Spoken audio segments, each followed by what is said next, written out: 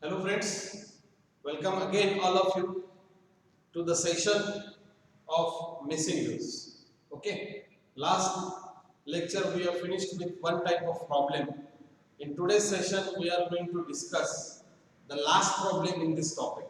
Okay, so here if you refer to this problem as a practice, definitely the two views are given to you. Okay, so here this view is the front view of an object. So this is given to you, and this given view is nothing but this is the front view of an object, and of course this is the top view of an object given to you.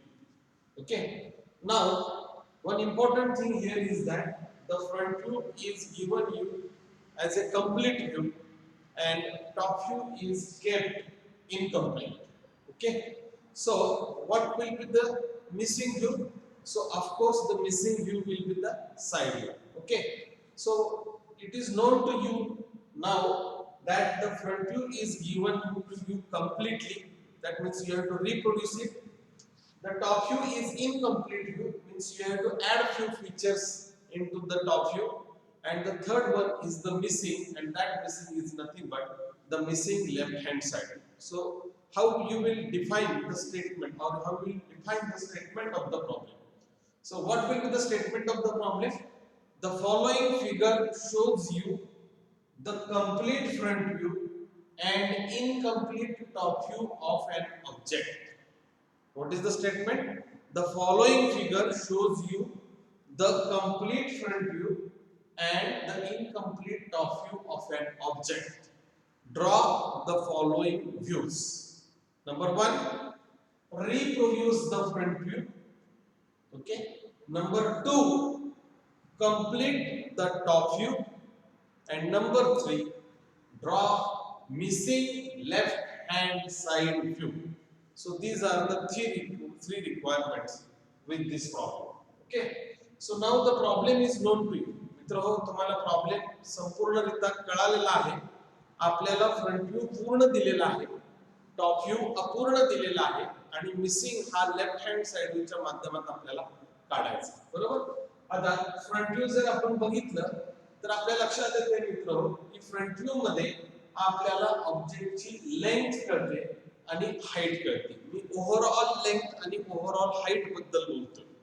पूर्ण लांबी जर त्याची बघितली तर 110 millimetre त्याची लांबी भरते मित्रहो, आणि जर त्याची उंची मोजायला गेला तर हा 15 नंतर 35 आणि 15 50 होतो मित्र. इथं आल्यानंतर हा सेंटर लेंथ मिळतो. 50 मध्ये ही त्रिज्या आपल्याला ऍड करावी लागते R30, म्हणजे 80 त्याच्यावरती परत आपल्याला 30 ऍड केलं तर 80 त्याची पूर्ण काय होते, हाईट होते. तर अशा पद्धतीने मित्रहो लेंथ जर ओव्हरऑल म्हणत असाल तर 110 मिलीमीटर भरलेली आहे. हाईट जर तुम्ही म्हणत असाल तर 15 अधिक 35 अधिक R30 आहे तुमचा. हा जर तुम्ही घेतला तर बरोबर 80 मिलीमीटर त्याची काय होते मित्र, हाईट होते. आणि विड्थ जर तुम्ही बघितला तर टॉप व्ह्यू मध्ये विड्थ दिसते, विड्थ आहे तुमची 60. तर अशा पद्धतीनं 110 मिलीमीटर लांबी, 80 मिलीमीटर उंची आणि 60 मिलीमीटर रुंदी असणाऱ्या एका ऑब्जेक्टचे फ्रंट व्ह्यू आणि टॉप व्ह्यू तुम्हाला दिलेले आहेत, असा त्याचा अर्थ आहे. आता एकदा ही ओव्हरऑल डायमेन्शन्स काढून झालीत आपली की आपण या ऑब्जेक्टला व्हिज्युअलाइज करायचा प्रयत्न करायचा, म्हणजे तो कसा असेल. आता ऑब्जेक्ट व्हिज्युअलाइज करायचा प्रयत्न करायचा या टप्प्यावरती जर आपण विचार केला तर आपल्याला एक गोष्ट लक्षात घ्यायला पाहिजे. मी यापूर्वीही सांगितलेलं आहे की कोणताही ऑब्जेक्ट असा तयार होत असताना डायरेक्ट न तयार होता तो छोट्या छोट्या पार्टनी, छोट्या छोट्या कंपोनेंटनी बनलेला असतो. असा विचार मनात घेतल्यानंतर आपल्याला याचे सुटे भाग कोणकोणते असू शकतात याच्यावरती थोडा विचार करणं आवश्यक आहे. आता फ्रंट व्ह्यू आणि टॉप व्ह्यू हे दोनच गोष्टी आपण एकमेकांकडे बघू शकतो. या दोन गोष्टीच आपण पाहून रिअलाइज करू शकतो. आणि तिसरा टप्पा महत्त्वाचा म्हणजे फ्रंट व्ह्यू ला आपल्याला टॉप व्ह्यू बरोबर किंवा जो दुसरा व्ह्यू दिलेला असतो, आता इथे टॉप व्ह्यू दिलेला आहे तर त्याच्या बरोबर त्याला कोरिलेट करता आलं पाहिजे. बरोबर. तर हा विषय आपण ध्यानात जर घेतला तर मला प्राथमिक दृष्ट्या मी जेव्हा फ्रंट व्ह्यू ला बघतो तेव्हा माझ्या लक्षात येते की फ्रंट व्ह्यूला इथं एक बेस प्लेट आहे. फ्रंट व्ह्यूला काय आहे, इथं एक बेस प्लेट आहे. आता फ्रंट व्ह्यू आहे तो म्हणजे बेस प्लेट मला लेंथला कळते किती आहे, ते 110 मिलीमीटर लेंथ आहे. आणि हाईटला कळेल तर हाईट त्याची मला 15 मिलीमीटर दिसते बाबा. बरोबर. आता कोणताही छोटा पार्ट, छोटा भाग त्याचा जर आपण विचारात घेतलं तर तो 3D मध्ये असायला पाहिजे. म्हणजे त्याला प्रामुख्याने 3 डायमेन्शन्स असायला पाहिजे. लांबी असायला पाहिजे, रुंदी असायला पाहिजे आणि उंची असायला पाहिजे. पैकी आपल्याला लांबी कळते त्याची 110 आहे आणि उंची कळते 15 आहे. आता याची रुंदी जर आपल्याला समजून घ्यायची असेल तर हा व्ह्यू आपल्याला पूर्णतः उपयोगाचा पडत नाही. म्हणून आपल्याला तो जो पार्ट आहे, सुटा भाग, ज्याला आपण बेस प्लेट असं नाव देऊया, या बेस प्लेटचं प्रोजेक्शन मला खाली टॉप व्ह्यू मध्ये न्यायला पाहिजे. म्हणजे मला टॉप व्ह्यू कोरिलेट करायला पाहिजे फ्रंट व्ह्यूशी. जेव्हा मला फ्रंट व्ह्यू मध्ये 110 लेंथ आणि 15 मिलीमीटर हाईट कळते, मग याची विड्थ शोधण्यासाठी मी ह्या प्रोजेक्टर वरती लक्ष केंद्रित करतो. हे प्रोजेक्टर म्हणजे लेन्सचे प्रोजेक्टर आहे. आणि तेव्हा मला माझ्या लक्षात येतंय की ह्या दोन प्रोजेक्टरला जर आपण मी बाउंड करून जर खाली टॉप व्ह्यू मध्ये आलो तर मला लक्षात येते की या लेयर पासून या लेयर पर्यंत म्हणजे एकूण त्याची विड्थ आहे 60 मिलीमीटर. आणि ही 60 मिलीमीटरच बेस प्लेटची विड्थ आहे. कारण तुमची बेस प्लेट विड्थ वाईज या कोपऱ्यात सुरू होते आणि इथं संपते, या कोपऱ्यात सुरू होते आणि इथं संपते. अशा पद्धतीनं आपण जी बेस प्लेट जिचं नामकरण केलेलं आहे, ही बेस प्लेट आपल्याला फ्रंट व्ह्यू मध्ये 110 मिलीमीटर लांबीची, 15 मिलीमीटर रुंदीची आणि विड्थ वाईज म्हणाल तर 60 मिलीमीटर रुंदीची आपल्याला काय करते, ती बेस प्लेट त्याच्यामध्ये आपल्याला लक्षात येते. बरोबर. आता दुसरा भाग आहे. आता बेस प्लेटचे तिन्ही डायमेन्शन्स आपल्याला कळालेले आहेत. आता महत्त्वाचा विषय इथं राहतो, बेस प्लेट मध्ये इथं ह्या दोन रेषा त्यांनी दाखवलेल्या आहेत. बरोबर आहे. आता दोन रेषा आहेत आणि याच्यामधून गेलेली सेंटर लाईन आहे. याचं इंटरप्रिटेशन फ्रंट व्ह्यू मध्ये काहीही होत नाही. तर इथं हे प्रोजेक्शन आपण या दोन लाईनचं प्रोजेक्शन, उभ्या या दोन रेषांचं प्रोजेक्शन जर टॉप व्ह्यू कोरिलेट केलं तर आपल्याला कळतंय बघा, लक्षात येते की हा जो पार्ट इथे दाखवलेला आहे क्रोशेट मध्ये जो दिसतो, हा आहे सेमी सर्क्युलर स्लॉट आणि हा त्या बेस प्लेट मध्ये आहे. तर तुमच्या लक्षात येईल मित्रांनो, हे डायमेन्शन त्याचं जर आपण बघितलं तर याची त्रिज्या 10 दिलेली आहे. म्हणजे हे जे अर्धवर्तुळ आहे त्याचा व्यास होतो 20 मिलीमीटर. म्हणजे मित्रहो 20 मिलीमीटर त्या स्लॉटची हे डायमेन्शन आहे आणि हे डायमेन्शन म्हणजे त्याची लेंथ आहे. ही 20 मिलीमीटर जे आहे. बरोबर. आता दुसरी गोष्ट, हा जो स्लॉट आहे हा त्या बेस प्लेटच्या सरफेस मध्ये आहे आणि हा सेमी सर्क्युलर स्लॉट असल्यामुळे तो आतपर्यंत गेलेला आहे 10 मिलीमीटर, सरळ खाचला आहे. आणि मात्र पुढे सरळ न खाचता त्याला रेडियस दिलेली आहे आणि त्याला सेमी सर्क्युलर मध्ये कन्वर्ट केलेला आहे. म्हणजे 10 न तो पाठीमागे खाचला आहे आणि परत रेडियस 10 करून त्याला आपल्याला काय केलेलं आहे, सेमी सर्क्युलर आर्क मध्ये कन्वर्ट केलं. तर मित्रांनो, इथं ज्या दोन लाईन तुम्हाला दिसतात, या दोन लाईन म्हणजे या सेमी सर्क्युलर स्लॉटचं इंटरप्रिटेशन फ्रंट व्ह्यू मध्ये. आणि हा जो सेमी सर्क्युलर स्लॉट जेव्हा फ्रंट व्ह्यू मध्ये ऑब्झर्वर बघतो तेव्हा त्याला फक्त त्या दोन्ही बाजू खाचल्यासारखे दिसतात आणि आत त्याच्या जो राऊंड असा सरफेस त्याचा जो तयार झालेला आहे, कर्व सरफेस जो आहे, तर तो सरफेस सुद्धा त्याला काय दिसतो, खाचलेला न दिसता तो जवळपास मॅटिंग झालेला किंवा त्याच्यापर्यंत आलेला तो त्याला दिसतो. आणि म्हणून मित्रांनो, इथं आणि इथं तुम्हाला कंटिन्युअस लाईन पाहायला मिळते. का पाहायला मिळते इथं इथं कंटिन्युअस लाईन? खाचलाय तर मी म्हणतोय आणि मग खाचलाय म्हटल्यानंतर इथं ब्लँक ठेवायला पाहिजे होतं. तर ब्लँक कसं ठेवणार आपण? कारण तो खाचल्यानंतर माग त्याला सेमी सर्क्युलर आर्क दिलेला आहे. मग हा जो काही सेमी सर्क्युलर पोर्शन आहे, तो पोर्शन जेव्हा ऑब्झर्वर पुढून तुमच्या जागेवरून पाहतो तेव्हा तो त्याला पुढे आल्यासारखा दिसतो, पुढे स्टक झाल्यासारखा दिसतो आणि त्यामुळे मित्रहो हे एजेस त्याचे काय होतात, क्लोज होतात. हे इंटरप्रिटेशन करणं या टप्प्यावरती खूप महत्त्वाचं आहे. समजतंय का मी काय सांगतोय? ही बाउंड्री आणि ही बाउंड्री, ही बाउंड्री आणि ही बाउंड्री का क्लोज झाली?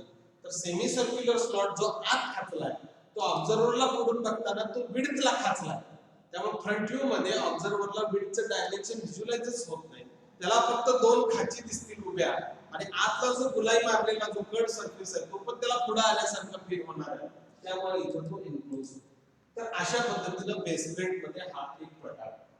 आता दुसरी गोष्ट इथं बघितलं तर कायच जाणवत नाही बेस प्लेटच्या कोपऱ्यांना, पण जेव्हा हे दोन्ही प्रोजेक्टर्स खाली येतात तेव्हा आपल्या लक्षात येते या बेस प्लेटला मित्र 4 कोपरे आहेत. हा एक कोपरा आहे, हा एक कोपरा आहे, दुसरा, हा तिसरा कोपरा आणि हा चौथा कोपरा. या 4 कोपऱ्यापैकी 2 कोपरे जे पुढचे आहेत, फ्रंटचे जे आहेत, त्याला टर्निंग रेडियस मागलेले. काय केलेलं आहे? रेडियस मागलेलं आहे. आणि ह्या रेडियसला इथं मेन्शन केलंय R10. जेव्हा त्रिज्या आपण 10 म्हणतो तेव्हा त्याची इथून इथपर्यंतची विड्थ सुद्धा 10 राहते आणि इथून इकडपर्यंतची सुद्धा विड्थ काय राहते, लेंथ काय राहते, 10 राहते. तर तशी 10 टाकल्याशिवाय इथं केंद्रबिंदू मिळत नाही आणि हा केंद्रबिंदू मिळाल्याखेरीज याला आपल्याला राऊंड अप काय करता येत नाही, करता येत. तर तुमच्या लक्षात आलं असेल तर ती बेस प्लेट पुढच्या 2 कॉर्नरला राऊंड अप झालेली आहे R10 रेडियस. आता मी तुम्हाला क्लिअर कट या बेस प्लेटचं इंटरप्रिटेशन मी सांगतो. ही जी बेस प्लेट आहे ही बेस प्लेट लांबीला 110 मिलीमीटर आहे, रुंदीला 15 मिलीमीटर आहे, सॉरी उंचीला 15 मीटर आहे, 15 मिलीमीटर आहे आणि रुंदीला मी म्हणत असाल तर ती 60 मिलीमीटर आहे. आता ही ऍक्च्युअली रेक्टँग्युलर बेस प्लेट आहे, पण ह्या रेक्टँग्युलर बेस प्लेटचे 2 कॉर्नर जे पुढचे आहेत ते राऊंड अप केलेले आहेत आणि त्यासाठी 10 मिलीमीटर त्रिज्येचा वापर करण्यात आलेला आहे. मित्रो इकडे 10 लिहिलेलं आहे, इकडे 10 लिहिलेलं नाही, याचा अर्थ हेच डायमेन्शन इथं कन्सिडर करून त्याला तिथं काय केलेलं आहे, रेडियस दिलेली आहे. ओके. आणखी यामध्ये सेंट्रली ती जी बेस प्लेट आहे ती एका सेमी सर्क्युलर स्लॉटच्या माध्यमातून खाचलेली आहे. खाचत असताना विड्थ वाईज, हा विड्थचा ऍक्सिस आहे लक्षात घ्या मित्रो, 10 mm तो सरळ रेक्टँग्युलर शेप मध्ये खाचलाय त्याला आणि तिथून पुढे रेडियस 10 देऊन त्याला पुन्हा सेमी सर्क्युलर काय केलेलं आहे, त्याला खाचलेला आहे. तर अशा पद्धतीनं हा रेक्टँग्युलर स्लॉट त्या बेस प्लेट मध्ये आहे. हे सरळ सरळ वर्णन जे आहे हे बेस प्लेटचं झालेलं आहे. आता हीच बेस प्लेट आपल्याला बरोबर आहे की साइड व्ह्यू मध्ये आपल्याला कशी दिसते हे इंटरप्रिटेशन आपल्याला इथं करायचं. ओके, समजलं? करेक्ट. आता दुसरा पार्ट जो आहे, दुसरा सुद्धा भाग याचा जो आहे, तर त्या भागाला मी सरळ नाव देतो की हा पोर्शन. आणि हा पोर्शन म्हणजे सिलेंडर. आता तुम्ही म्हणाल सर 2 वर्तुळ तर इथे दिसतात आणि तुम्ही याला सिलेंडर कसं काय म्हणाला लागलाय? तर मित्रहो, हा जो सिलेंडरचा पोर्शन तुम्ही जर खाली प्रोजेक्ट केला, कारण सिलेंडरला काय करणार, तुम्हाला डायमीटरच कळतो, ह्याला लांबी रुंदी उंचीचा विषय काय असतो का? नाही, बरोबर. कारण इथं जर वर्तुळ बघितलं तर हा त्याचा डायमीटर म्हणजेच त्याची लांबी आहे. मोठं वर्तुळ आहे त्याची त्रिज्या R30 आहे, म्हणजे त्याचा व्यास झाला मित्र 16, सॉरी 60 झाला. आणि आतलं वर्तुळ आहे त्याचा व्यासच तुम्हाला 30 दिलाय, म्हणजे त्याची त्रिज्या झालेली आहे 15. बरोबर, लक्षात आलं? तर अशा पद्धतीने ही 2 वर्तुळ जी आहेत ही वर्तुळ जेव्हा मी खाली नेतो, आपल्याला माहिती नाही ना लांबीला किती आहेत कळाली, उंचीला किती आहेत ती कळाली, पण विड्थला किती आहे हे जर कळायचं असेल तर मग हे दोन्ही पॉइंट्स मला इथे खाली टॉप व्ह्यू मध्ये घ्यावे लागतात. आणि मग हे दोन्ही पॉइंट्स मी जेव्हा टॉप व्ह्यू मध्ये घेतो तेव्हा मला कळतं की असा काहीतरी हा भाग जो इथं असा वाढीव इथं काय झालेला आहे, तयार झाला. बरोबर. आता हा वाढीव झालेला भाग म्हणजे नुसतं इथून इकडे सिलेंडर आहे का? तर नाहीये मित्र. काय भानगड आहे तुम्हाला मी सांगतो. ऍक्च्युअली या पॉइंट पासून इथपर्यंत ही जी आहे ही विड्थ सिलेंडरची आहे आणि ती इथे मेन्शन केलेली आहे बघा, 30 मिलीमीटर तिची विड्थ आहे.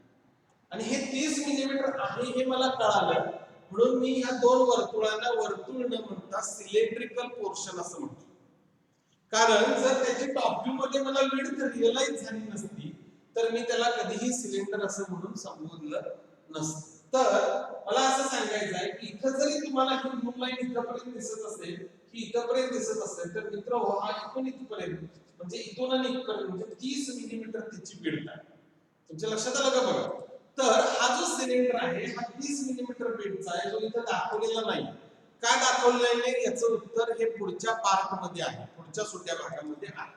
तर आता आपण गृहीत धरूया की हा जो सिलेंडर आहे हा सिलेंडर आतलं जे त्याचं होल आहे त्याचा डायमीटर 30 आहे, म्हणजे त्रिज्या 15 आहे आणि बाहेरचा जो सरफेस आहे त्याचा डायमीटर R30 त्रिज्या म्हणजे डायमीटर झाला 60 त्याचा डायमीटर आहे आणि टॉप व्ह्यू मध्ये हे जर प्रोजेक्शन बघितलं कळतं की विड्थ त्याची बरोबर किती आहे 30 मिलीमीटर आहे असा त्याचा विषय बरोबर. आता 30 मिलीमीटर विड्थ कशी आहे काय आहे हे मी तुम्हाला सांगण्यासाठी पुढच्या पार्टकडे जातो. आता ही बेस प्लेट आहे आणि या बेस प्लेट वरती मी तुम्हाला असं सिलेंडर असं सांगितलं की जो असा हॉरिझॉन्टली प्लेस केलेला म्हणजे त्याचा जो ऍक्सिस आहे तो ऍक्सिस पॅरलल टू एचपी आहे. कळलं ओके. आता गंमत अशी आहे सिलेंडर असा वरती आणि खाली बेस प्लेट असा अदांतरित तर काही राहू शकत नाही.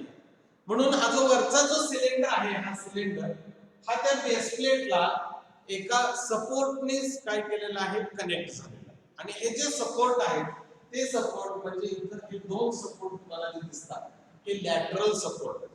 आता कुठलाही सपोर्ट असा जर असेल फॉर एक्झाम्पल आता मी असं पकडलं हा सपोर्ट आहे असं म्हटलं तर हा सपोर्ट बघितला पुढून तर मला एका रेषेच्या स्वरूपात दिसतो असा या सिलेंडरच्या बोथ साइडला राईट साइडला आणि लेफ्ट साइडला सुद्धा त्याला लॅटरल सपोर्ट आहे. आता सपोर्टचं काम हे सपोर्ट करणंच असतं म्हणून तो फ्रंट व्ह्यू मध्ये काय दिसतो बघा या कोपऱ्यापासून आणि या कोपऱ्यापासून सपोर्ट करायला सुरुवात करतो आणि हा जाऊन तो जो सिलेंडर आहे त्या सिलेंडरच्या सर्कमफरन्सला फ्लश होतो. कुठं होतोय सिलेंडरच्या सर्कमफरन्सला काय होतो तो फ्लश होतो. फ्लश होतं याचा अर्थ असा आहे की जोपर्यंत सिलेंडर त्याला मिळतंय सरफेसला टच व्हायला तोपर्यंत तो सपोर्ट करायचं काम करतो. जिथं सिलेंडर संपतं सपोर्ट व्हायचं फॉर एक्झाम्पल की इथं संपला इथं संपल्यानंतर पुढे जाऊन तो सपोर्ट पुढे सपोर्ट करायचं काम करत नाही. म्हणजे असं म्हणतो या की ह्या ज्या सिलेंडरला हा सपोर्ट सर्कमफरन्शियल आहे किंवा टँजेन्शियल आहे. कसा आहे टँजेन्शियल आहे स्पर्श करून जातो त्याला असा इथून खालीपर्यंत आणि इथून खालीपर्यंत सपोर्ट. आता हा सपोर्ट जसा फ्रंट व्ह्यू मध्ये दिसतो तसा रिअल रोड मध्ये असेल असं त्याचा अर्थ लावणं फार फार चुकीचं आहे आणि म्हणून आपल्याला ह्या सपोर्टचं प्रोजेक्शन टॉप व्ह्यू घ्यावं लागतं आणि टॉप व्ह्यू घेतल्यानंतर आपल्या लक्षात येते मित्र जरी फ्रंट व्ह्यू मध्ये तो या कोपऱ्याला म्हणजे पुढच्या दोन कोपऱ्याला जोडल्यासारखा दिसत जरी असला तरी टॉप व्ह्यू मध्ये हे दोन पुढचे कोपरे आहेत जे राऊंड अप केलेले आहेत. बेस प्लेटचे जे पुढचे दोन कोपरे आहेत ते मित्र हे आणि मागचे कोपरे म्हटलं तर हे. आता आपण हा सिलेंडर इमॅजिन केला ही base plate with semi circular slot imagine केली राहिला हाच पट्टा होता. आता हा पट्टा म्हणजे खरं म्हणजे त्याचं टॉप व्ह्यू मधलं खरं रूप आहे. कुणाचं सपोर्टचं खरं रूप टॉप व्ह्यू मधलं इथं दिसतं. आता तुम्ही म्हणाल हे कसं कळालं सर टॉप व्ह्यूचं सरळ रूप तर तुमच्या लक्षात येतं का बघा ही रेषा इथे गेली आणि इथं जरा मोडली आणि ही रेषा इकडे आली इथे जरा मोडली याचा अर्थ तो ओपन एंडेड असतो आणि हे सपोर्टचं इंटरप्रिटेशन आहे. हे म्हणजे काय आहे त्या सपोर्टचं इंटरप्रिटेशन. तर अशा पद्धतीने सपोर्ट दाखवण्याची पद्धत आहे. तुमच्या लक्षात आलं का? आता तुम्ही म्हणाल मग हा ओपन एंडेड इथं का दाखवला?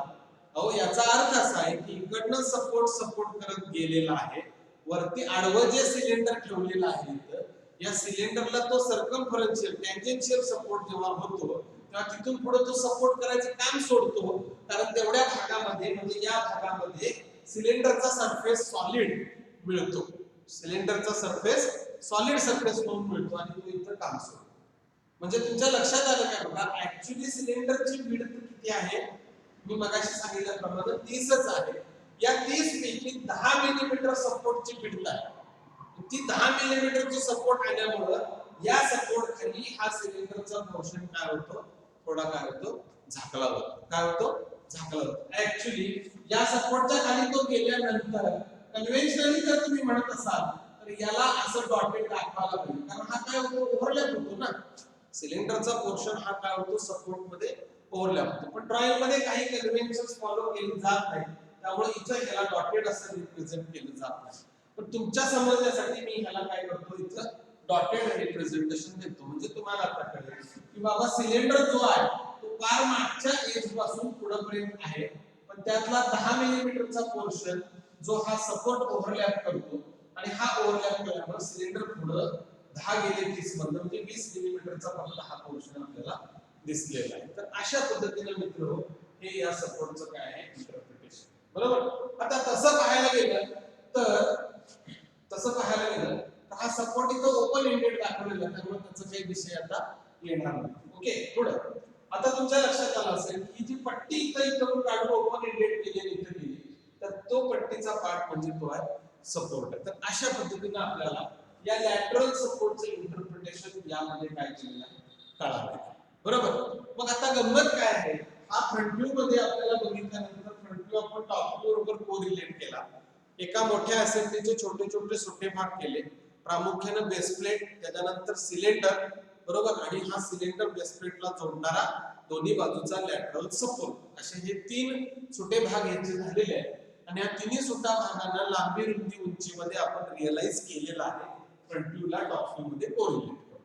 आता ज्याला परीक्षेत प्रॉब्लेम मध्ये असं सांगितले की फ्रंट व्ह्यू तुमचा कंप्लीट आहे आणि टॉप व्ह्यू मात्र तुमचा काय आहे इनकम्प्लीट. आता टॉप व्ह्यू इनकम्प्लीट आहे मग बघायचं काय काय कंप्लीट आहे. तर बेस प्लेट तर आपण बघितली, सपोर्ट पण बघितला, आपण बघितलं नाही म्हणजे हे आतलं सर्कलच बघितलेलं नाहीये. आणि आतलं सर्कल जेव्हा ऑब्झर्वर वरनं बघतो मित्र सिलेंडरला, तेव्हा ते आतलं सर्कल डॉटेड येणं अपेक्षित आहे आणि त्याचं प्रोजेक्शन हे इथून खाली ओढलेलं आहे, पण त्याचं इंटरप्रिटेशन इथे दाखवलेलं नाहीये. म्हणजे टॉप व्ह्यू मध्ये इनकम्प्लीट असणारी एकच गोष्ट आहे, ती म्हणजे हे प्रोजेक्टर खाली घेऊन इथून सुद्धा याला इथं पर्यंत डॉटेड दाखवणं. हा सिलेंडरचा भाग आहे 30 मिलीमीटर विड्थचा, इथपर्यंतच ते येणार. ही इथून आलेली लाईन जी आहे, ही लाईन इथं मला दाखवणं क्रमप्राप्त आहे. आणि अशा पद्धतीने मित्र ही फक्त आणि फक्त डॉटेड लाईनच दिलेली नव्हती, ती काढल्यानंतर हा माझा टॉप व्ह्यू जो इनकम्प्लीट होता तो आता कंप्लीट झालेला आहे. म्हणजे परीक्षेमध्ये तुम्ही हा आहे असा छापला की 2 मार्क मिळाले, हा काढला सगळा दिलेलाच आहे, फक्त इथं ह्या 2 डॉटेड लाईन राहिले त्या त्याच्यात ऍड केले की ह्याला 3 मार्क मिळाले. असे आपल्याला 8 पैकी 5 मार्क इथे मिळाले. आता हा विषय फ्रंट व्ह्यूचा आणि टॉप व्ह्यूचा संपलेला आहे. आता आपल्याला साइड व्ह्यू साठी जायचं आहे आणि साइड व्ह्यू हा त्याचा मिसिंग व्ह्यू आहे. आणि साइड व्ह्यू मिसिंग व्ह्यू असल्यामुळे तो काढण्यासाठी x1 y1 आणि xy प्लेन घ्यायला पाहिजे. आणि त्याने मेन्शन केले की मिसिंग कोणता व्ह्यू काढायचा आपल्याला, मिसिंग लेफ्ट हँड साइड आणि लेफ्ट हँड साइड व्ह्यू राईटला जातो. आणि म्हणून मी प्रथमतः सगळ्यात पहिल्यांदा xy लाईन काढून घेतो.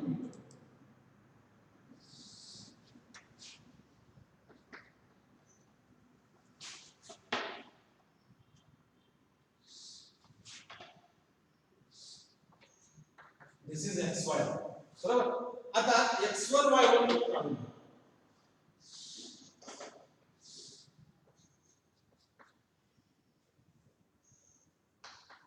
x1 आता इथं साइड व्ह्यू येणार. हा माझा साइड व्ह्यूचा प्लेन असणार आहे. This is my left hand side view plane. आणि याच्यामध्ये जर साइड व्ह्यू काढायचं असेल तर मला टॉप व्ह्यू रोटेट करायला लागणार. आणि म्हणून टॉप व्ह्यूची जी विड्थ आहे, बेस प्लेटची विड्थ मी पहिल्यांदा घेतो बघा. बेस प्लेट 60 मिलीमीटर विड्थची आहे. तर 60 मिलीमीटरची बेस प्लेट जी आहे ती मी इथं रोटेट करून घेतो.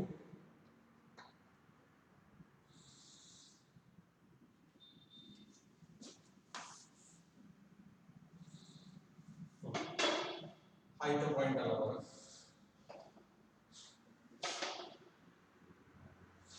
आता तुम्ही पाहू शकता मित्र, इथून इथपर्यंत 60 मिलीमीटर ही बेस प्लेट आहे. ही बेस प्लेट मी इथं रोटेट केली. आता बेस प्लेट रोटेट केली म्हणजे विड्थ रोटेट झाली. साइड व्ह्यू मध्ये मला विड्थ आणि हाईट दिसते. मग बेस प्लेटची हाईट कुठे मिळते, तर फ्रंट व्ह्यू मध्ये मिळते. तर ही फ्रंट व्ह्यू ची मी इकडे ट्रान्सफर करतो हाईट. बघा मी पार्ट वाईज चाललो बरं का, सुट्या भागाच्या अनुसार आपण चाललेलो आहोत. एक एक भाग आपण कंप्लीट करत जाऊया म्हणजे तुम्हाला लक्षात.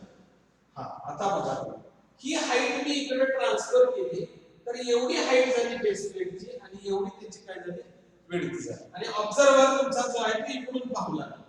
म्हणजे ही जी एज आहे, ही एज इथं जी ब्लू एज तुम्हाला दिसते ती एज म्हणजे ही एज.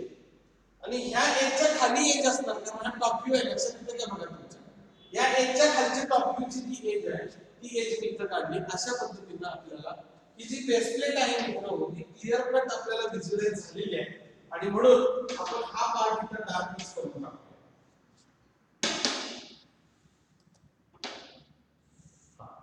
आता ह्या बेस प्लेटला मी तुम्हाला सांगितलं की हे कोपरे रेडियस मध्ये. आता साइड व्ह्यू मध्ये ऑब्झर्वर जेव्हा त्याला बघतो ना तेव्हा कुठलाही कर्व सरफेस त्याला रेक्टँग्युलर दिसतो.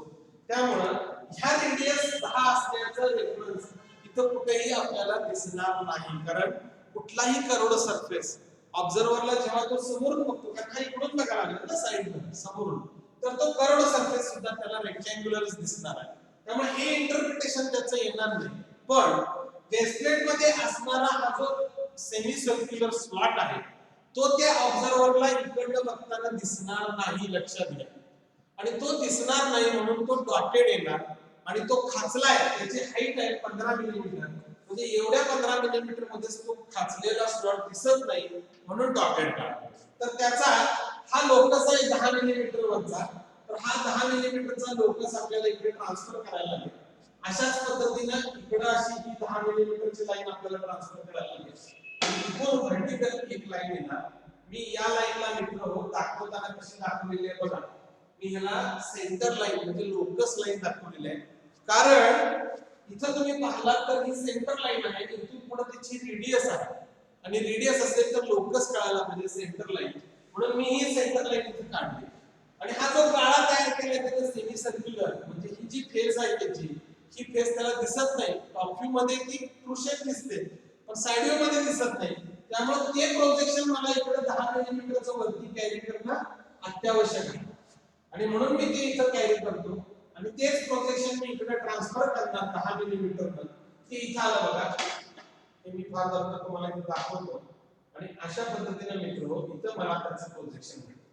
आणि हे प्रोजेक्शन साइड व्ह्यू मध्ये मला कसं दाखवावं लागेल, तर डॉटेड दाखवावं लागेल. तर या पद्धतीने इथं एक डॉटेड लाईन इथे येणार.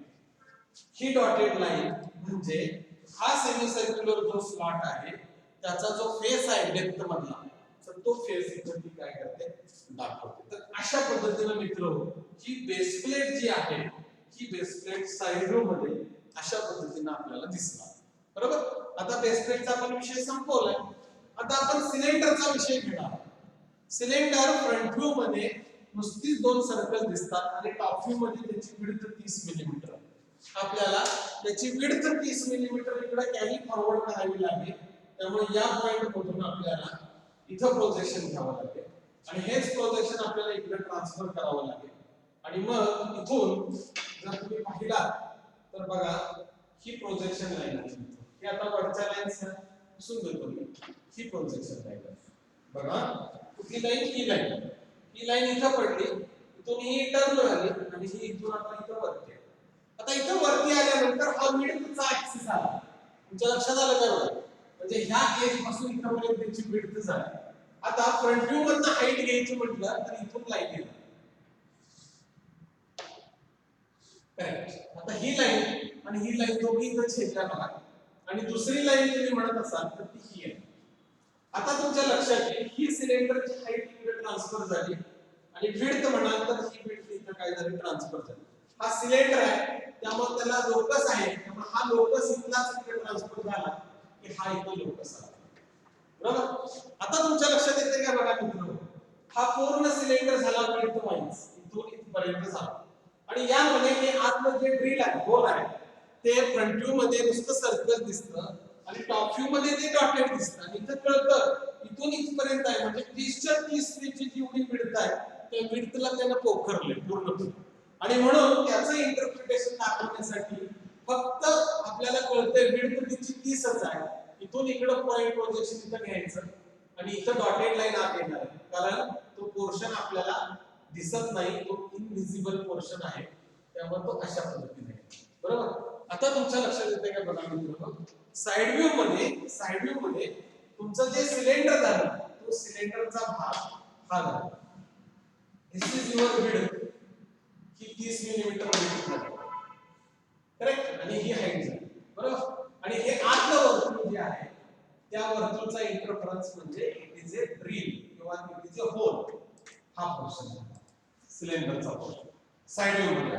बरोबर. आता हा सिलेंडर या बेस प्लेटला सपोर्टने जोडला. आता ऑफ कोर्स दोन सपोर्ट आहेत त्याला, दोन्ही बाजूला दोन सपोर्ट आहेत.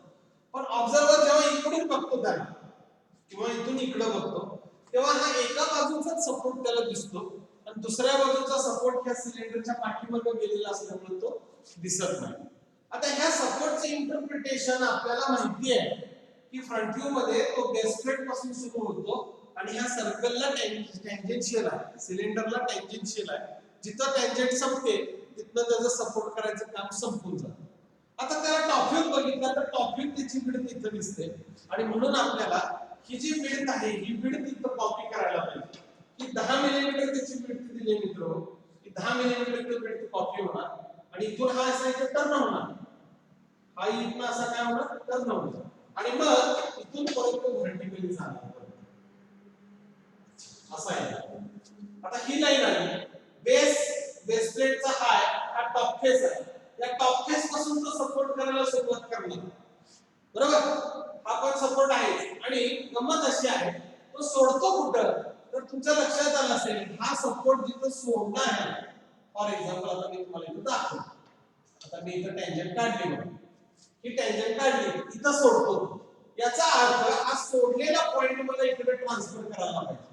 हा सोडलेला पॉइंट मी इकडे जर ट्रान्सफर केला तर मला लक्षात येते की हा जो पॉइंट आहे हा पॉइंट सर्वसाधारणपणे इथं कुठेतरी येतो, इथं कुठपर्यंत येतो. म्हणजे सपोर्ट करायचं काम जे आहे या एंड पासून सुरू केलेलंच आहे त्यांना, त्यामुळे तो अशा पद्धतीने इथून इथपर्यंत पूर्ण झाला. पण इथून दाखवताना तो इथपर्यंत जाणार आणि इथं तो मोडणार. तो का मोडणार तर ओपन एंडेड आहे, इथं कळतं ओपन एंडेड आणि कुठपर्यंत घुसवला आपण त्याला तर तो इथं जिथं सिलेंडरला सोडतो त्या पॉइंटला रेफरन्सला घेतला आपण साइड व्ह्यू मध्ये.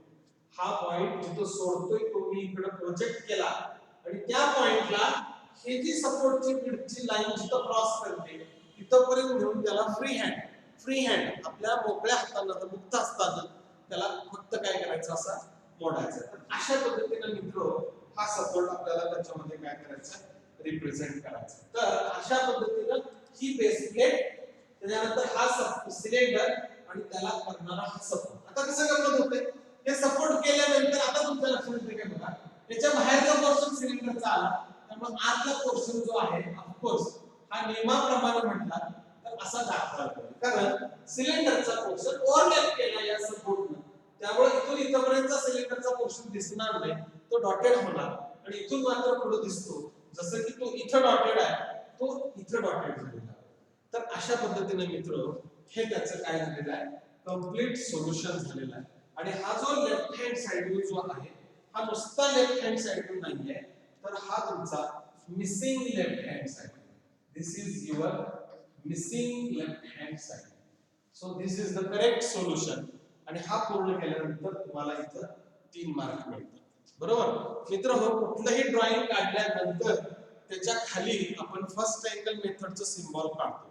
मी बऱ्याच लेक्चर मध्ये हे सांगितलं नाही पण पहिल्यांदाच मी सांगितलं होतं. जेव्हा कुठलंही 2D ड्रॉइंग आपण काढतो एका शीट वरती किती ड्रॉइंग आपण काढली तर त्या ड्रॉइंगची मेथड ऑफ प्रोजेक्शन करण्यासाठी खाली काय काढावं लागतं सिम्बॉल काढावा लागतो. तर इथं खाली तुम्ही प्रॉब्लेमच्या इथं ड्रॉइंग परीक्षेला मोठी शीट असते त्यामुळे प्रत्येक शीट वरती आपण एक सिम्बॉल काढणं आपल्याला एक्सपेक्टेड असतं. याचा अर्थ असा आहे की जेवढं काही त्या शीट वरती आपण सोडवलेलं आहे ते सगळं मी फर्स्ट अँगल मेथड ऑफ प्रोजेक्शनलाच सोडवलेलं आहे. तर अशा पद्धतीनं हे करेक्ट काय काय आहे त्याचा solution. So this is the missing left hand side. ठीक आहे, ओके, थँक्यू. किती मिनिटं